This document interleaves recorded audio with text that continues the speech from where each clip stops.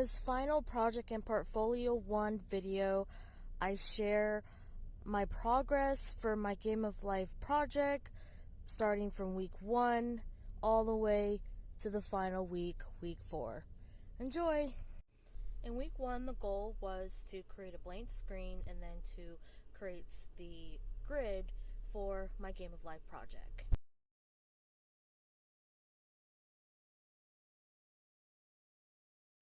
In week 2, I had to do a number of things to add on to my project.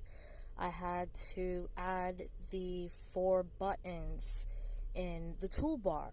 I had to add a play button, a pause button, a net/skip button, and the trash can clear button, and get them all to work. And then I also had to add the ability to get the grid to resize with the console window, and also the generations and living cells on the very bottom. And then I was supposed to get the option to be able to click on the grid, but I wasn't very successful with that.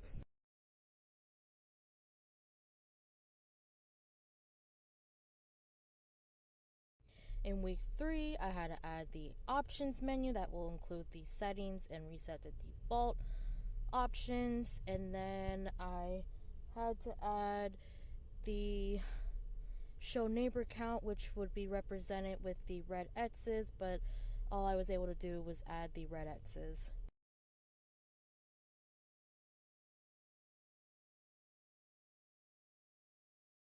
In week 4, I had to add the final finishing touches for my Game of Life project. Couple of things I had to do. I had to add the ability to open and save a game board. I had to add 2 new universe types, one for Finite Universe and one for the Toro Idol.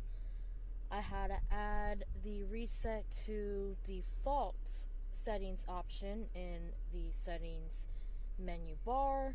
And then when I did the open save game board ability, I had to add another menu option to the menu bar, and that had an option to a new game board, to open a game board, to save a game board, to save as the game board that was up and ready to go. And then I had to add an import option to be able to import a Game of Life pattern into my project, and then the option to exit, to be able to exit the Game of Life project. And then the final 2 items, I had to add the 2 grid options, one to basically turn the grid on and off so that if I didn't want to see it, I don't have to see it, and then a 10 by 10 option to where 10 by 10 grids would appear.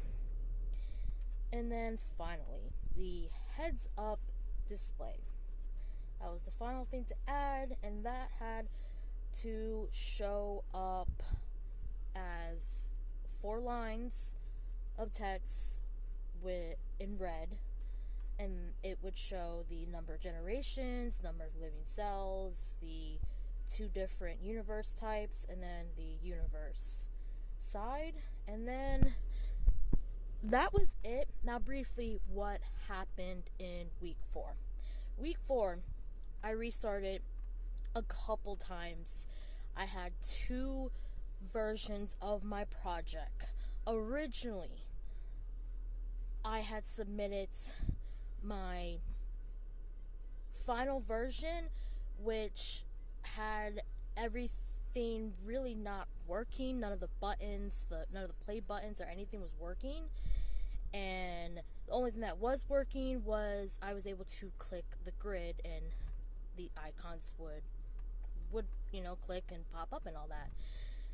But I felt like that wouldn't give me a good grade.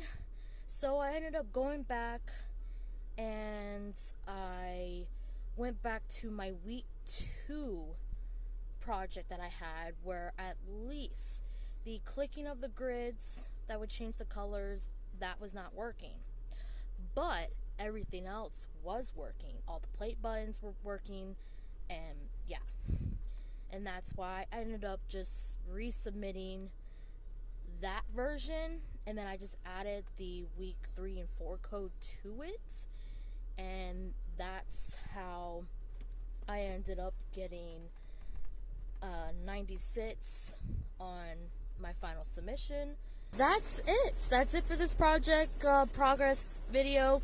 The project is definitely not what it should be at all, but I'm only a few months into learning C++. In this particular class, really, the lectures, there was no lectures actually.